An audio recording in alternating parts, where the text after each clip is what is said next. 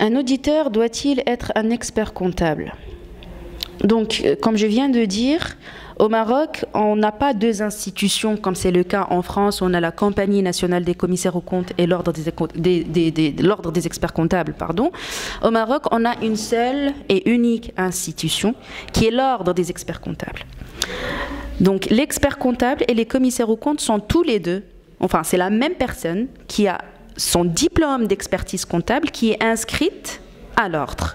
Et en fonction de la mission que cette personne va exercer, soit elle va porter sa casquette d'expert comptable, soit elle va porter sa casquette de commissaire aux comptes.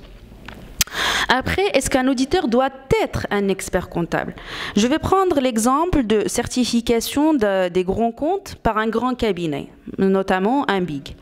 Alors, un BIG, il est organisé par grade. Donc, on a des auditeurs qui peuvent aller de junior jusqu'à associé. Bien évidemment, c'est l'associé qui va signer le produit final de notre mission de commissaire aux comptes qui se traduit par le rapport du commissaire aux comptes. Donc, ce rapport, il est signé par l'associé.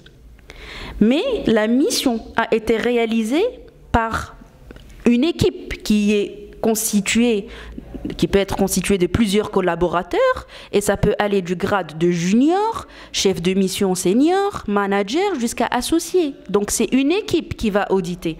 Un commissaire aux comptes d'une mission, ce n'est pas une personne. C'est toute l'équipe qui réalise la mission du commissariat aux comptes.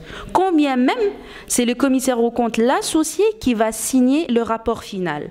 Mais le rapport final, c'est que le produit final de toute une démarche et un ensemble d'étapes. Donc les personnes qui ont participé à cette mission sont tous auditeurs légaux en réalisant la mission. Mais ils ne sont pas forcément diplômés, parce qu'ils ne vont pas tous signer le rapport.